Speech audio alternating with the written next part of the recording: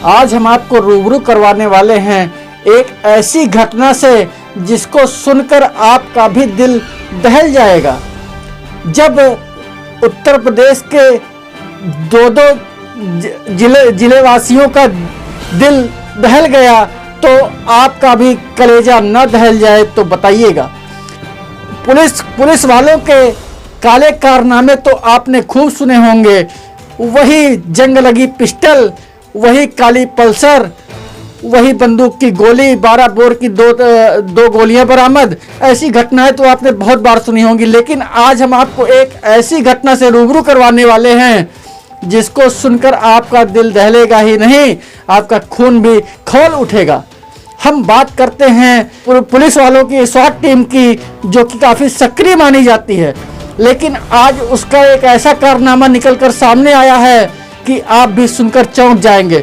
मामला अंबेडकर नगर के स्वाट टीम का है, जो कि अपनी वाहवाही लूटने के लिए अंतर जनपदीय आजमगढ़ जिले के रहने वाले एक युवक को, जो कि 36 वर्षीय था, जियाउद्दीन को धर दबोचा। उसके बाद पुलिस वाले किस तरीके से प्रताड़ित करते हैं, इससे तो आप लोग परिचित ही होंगे। उसी प्रकार इसको भी प्रताड़ित किया और अपराधी बनाने की फिराक में कुछ ऐसी हरकतें कर बैठे, कुछ ऐसी जगह मार बैठे कि 3 दिनों के अंदर उसकी हालत एकाएक बिगड़ जाती है।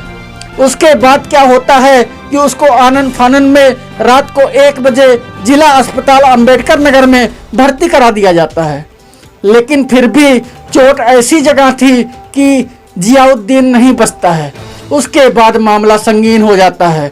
फिर एक बातें उभर कर सामने आती हैं, जो कि उसके परिवार वालों के द्वारा पता चलती हैं कि पुलिस के द्वारा पैसे की भी मांग की जा रही थी। पैसे दिए भी गए, लेकिन पुलिस वालों ने नहीं छोड़ा। लेकिन छोड़ती भी तो कैसे छोड़ती, जब उसको मार ही डाला था। क्योंकि खुद जियाउद्दीन ने तो बात घर पे की नहीं। उसकी पत्नी का आरोप है कि लगातार उसके पास अन्य लोगों के फोन आते रहे और लगभग 3 लाख रुपए की मांग की जाती रही, लेकिन कोई वो अपराधी नहीं था, कोई वो बिगड़ैल शख्स नहीं था, तो किस आरोप में उसको धर दबोचा गया। आइए जानते हैं उन्हीं के परिजनों की जवानी क्या है, पूरी कहानी। बताइए भाई साहब, आपके भाई साहब के 3 दिन से पुलिस गए थे, क्या पूरा मामला है? आप यहाँ हैं, क्या पूरा प्रकरण? जी, मैं परसों मेरे भाई से मुलाकात हुई थी। उसके बाद मैं फिर चला गया इलाहाबाद। एक पेशेंट है मेरे घर से ही है, उसको देखने के लिए। फिर सुबह मुझे फ़ोन आया कि पता चला कि भाई उसी दिन से, जिस दिन आप मिल के गए थे, उसी दिन से गायब। फ़ोन आया कि पता चला ऐसी बात है। मैं अभी इलाहाबाद से जस्ट और नीचे करिए। पैसे वाला जो प्रकरण, और पैसे वाला प्रकरण था, जो मेरी भाभी हैं वो आज भी ये कह रहे हैं कि पुलिस प्रशासन 3 लाख रुपया मांग रहा है।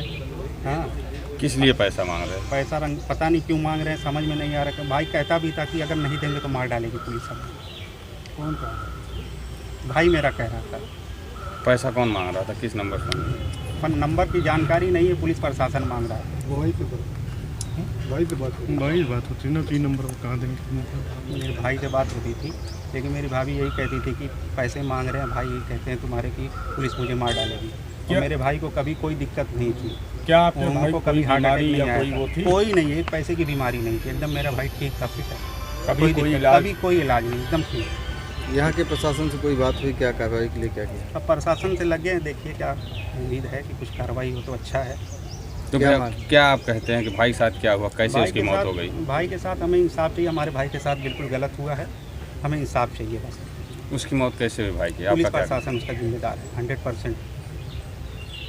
क्या नाम है आपका? मेरा नाम साबुद्दीन खान है। पूरा प्रकरण ये है कि जो जिनकी अभी पुलिस की जो है कस्टडी में मौत हो गई है, जियाउद्दीन की। जियाउद्दीन मेरे कजिन ब्रदर हैं और परसों शाम से ये घर से गायब है। इनका कुछ पता नहीं चल पा रहा था। कल रात में 25-26 की जो रात गुजरी है, इस रात में जो उनकी पत्नी है श्रीमती फुजैला खातून, उनके यहाँ एक फ़ोन आता है। उसके ट्रू कॉलर पे देखने पे पता चलता है कि वो कोई देवेंद्र पाल सिंह हैं, इनका नंबर है।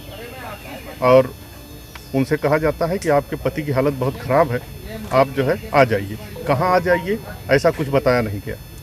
फिर सुबह होती है तो हमारे संबंधित थाने, जो हमारा थाना है पवई जनपद आजमगढ़ में, वहाँ से हमारे बगल के 2 लोगों के पास, एक जो है आलम है और एक जो है वो फिरोज, 2 लोगों के यहाँ फ़ोन आता है और बताते हैं कि उनके यहाँ सनेसा कह दीजिए, उनके जयाउद्दीन की स्थिति बहुत ख़राब है। कहाँ ख़राब है कुछ पता नहीं।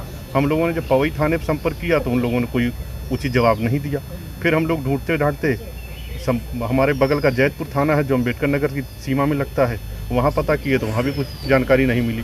तो जो जिससे एसओजी जिस नंबर से बात हुई थी रात में, उस नंबर पे जब संपर्क करने की कोशिश की गई तो रात दिन में कई बार 11 बजे उनका फ़ोन उठता है और वो बताते हैं कि वो अकबरपुर के डिस्ट्रिक्ट हॉस्पिटल में उनकी डेड बॉडी है, आप लोग वहाँ चले जाइए। ऐसा मामला पूरा एकदम संदिग्ध मालूम होता है और हम लोगों को पूरा विश्वास है कि उनकी पुलिस की कस्टडी में पुलिस की प्रताड़ना मारपीट से उनकी जान चली गई।